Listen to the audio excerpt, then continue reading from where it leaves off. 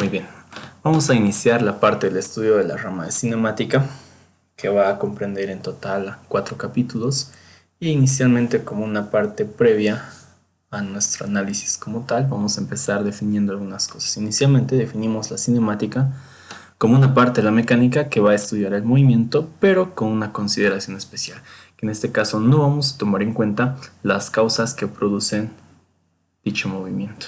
En este caso, entonces, como haciendo un paréntesis previo a lo que vamos a estudiar después, vamos a decir que estas causas o las fuerzas que producen o contrarrestan el movimiento van a estudiarse en el capítulo de dinámica. Entonces, para nuestro caso vamos a estudiar el movimiento en ejes horizontales, verticales o la combinación de ambos ejes, como ya lo vamos a ir viendo más adelante. Y entonces vamos a decir que para poder facilitar la comprensión de las variables que vamos a utilizar y la resolución de los diferentes tipos de ejercicios, es importante que podamos conocer antes algunos conceptos que vamos a utilizar dentro del vocabulario que está referido a esta materia. Entonces, arrancamos definiendo inicialmente el movimiento. El movimiento lo vamos a definir como la acción donde la ubicación del objeto de estudio cambia de un lugar a otro. Entonces vamos a hablar de un cambio de posición del objeto de estudio y eso le vamos a definir como el movimiento como tal. ¿Qué más? Vamos a definir también la distancia, y a partir de este ya vamos a ir poniendo algunas variables o letras que van a denotar estas magnitudes. En el caso de la distancia va a ser un valor escalar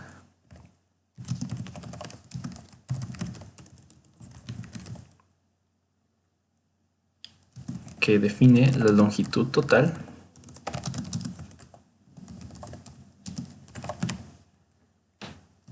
recorrida por el objeto de estudio.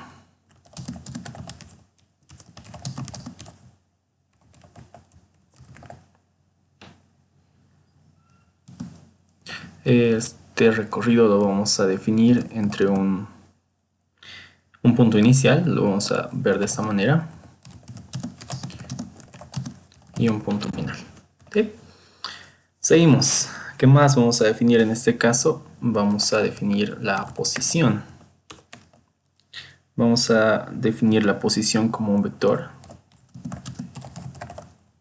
En este caso va a ser un vector que representa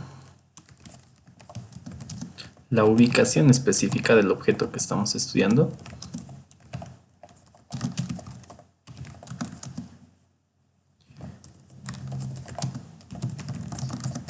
En cierto instante de tiempo. No nos olvidemos que si estamos hablando de que los objetos van a tener movimiento, entonces la posición va a ir cambiando conforme vaya transcurriendo las unidades de tiempo en este caso.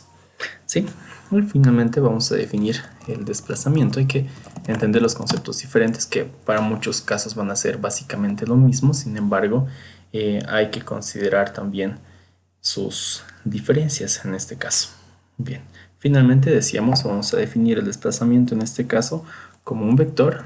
Vamos a decir que es un vector, pero en este caso es un vector que representa el cambio de posición entre dos puntos.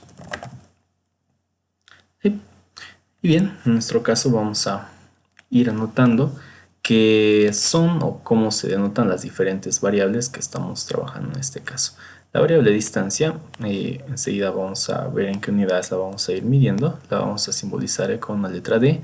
La posición, por otro lado, la vamos a simbolizar habitualmente con una letra X, que ya habíamos dicho que puede representar la ubicación en cierto instante de tiempo, es decir, en un tiempo igual a 0, en un tiempo igual a t, t2, t3, etcétera, etcétera, por lo que también podría denotarse en algún caso como una posición inicial al principio de nuestro análisis hasta llegar a una posición final, que es al final de nuestro análisis, valga la redundancia en este caso.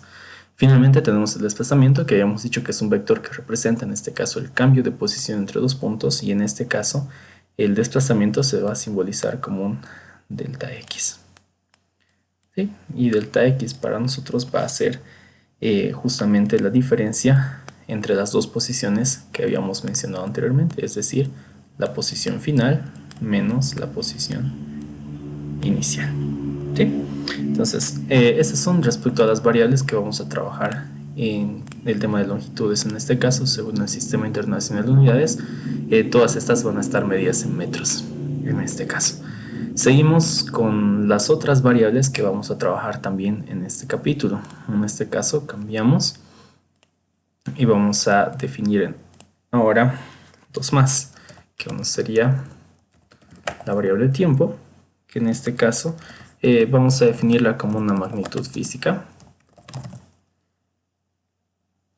que mide la duración de un acontecimiento. Lo vamos a poner de manera general.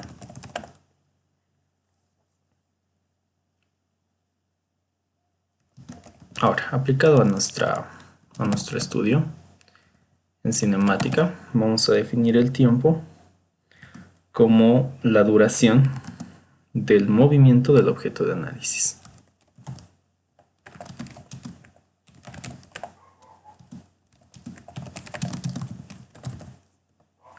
Y listo, ya tenemos nuestra definición de tiempo. Enseguida vamos a poner las variables en las que se trabaja cada uno de ellos. Vamos a definir dos más. Vamos a hablar de la rapidez como una magnitud escalar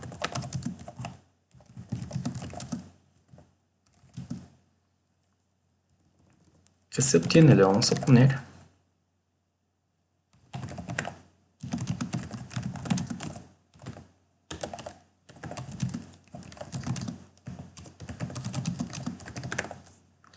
es una magnitud escalar, entonces, que se obtiene dividiendo la distancia recorrida, se divide en la variable d entre la unidad de tiempo, que en este caso sería nuestro valor de t.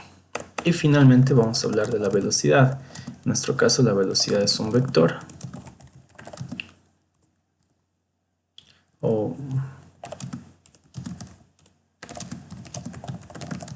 que se obtiene en este caso dividiendo el desplazamiento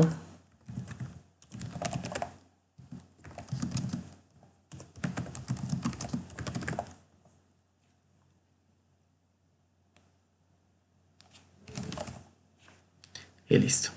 Bien, definiendo nuestras nuevas variables, en este caso vamos a decir que el tiempo habitualmente se simboliza con la letra T y según el sistema internacional debería habitualmente medirse en segundos.